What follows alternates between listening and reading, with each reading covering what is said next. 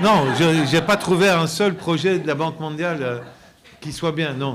Et pourtant, il faut vous dire que pour écrire ce bouquin, j'ai lu 15 000 pages de documents internes de la Banque mondiale. Donc je me suis fait chier de manière prolongée.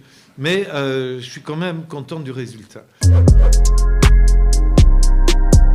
Alors, la Banque mondiale, c'est d'abord une institution politique.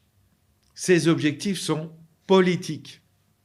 La Banque mondiale n'a pas d'abord d'objectif économique. C'est fondamental de comprendre cela. Le choix de la Banque mondiale de suspendre des crédits ou d'en octroyer est fonction de choix politiques.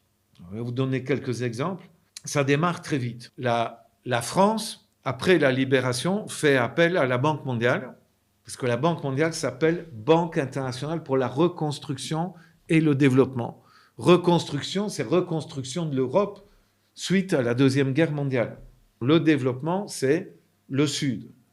La reconstruction, c'est l'Europe. Et De Gaulle fait appel à un crédit de la Banque mondiale.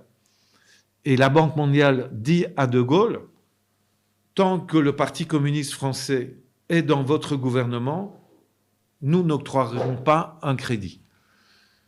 Le Parti communiste, pour différentes raisons, poussé dehors et voulant quitter dans un climat de guerre froide qui est en train de s'intensifier, sort du gouvernement, c'est en 1947. Le lendemain, la direction de la Banque mondiale se réunit en urgence et dit oui au crédit qui était demandé depuis un an par De Gaulle, parce que le Parti communiste était sorti. Autre exemple, Iran, le premier ministre iranien en 1953, Mossadegh, décide de nationaliser le pétrole iranien. La Banque mondiale, face à ça, décide de suspendre les crédits, d'arrêter donc les prêts d'argent.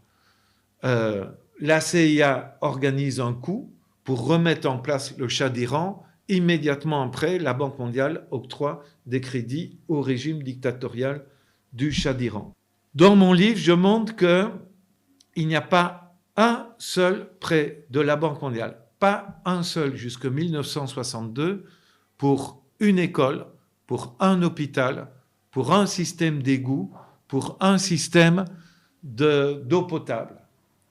Pas un crédit, pas un seul montant, pas $1 n'est octroyé. Rien que des crédits pour garantir que les pays du Sud, y compris quand ils conquièrent leur indépendance, restent bien dans l'orientation d'être des fournisseurs de biens primaires à l'économie capitaliste développée qui, elle, va placer ses produits finis sur le marché de ces pays indépendants.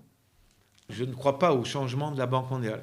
Je suis pour la remplacer. Si vous me demandez que ferait-on si on remplaçait la Banque mondiale, ben je vous dis, l'affirmation selon laquelle un pays doit absolument s'endetter parce que son épargne intérieure est structurellement insuffisante, comme je pense que c'est faux, ce que je commencerai par faire, c'est dire au pays, vous avez les moyens de trouver des sources de financement sans recourir nécessairement à des emprunts intérieurs.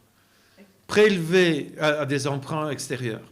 Prélever plus d'impôts sur les grandes sociétés qui exploitent vos ressources naturelles. Faites un cartel avec les autres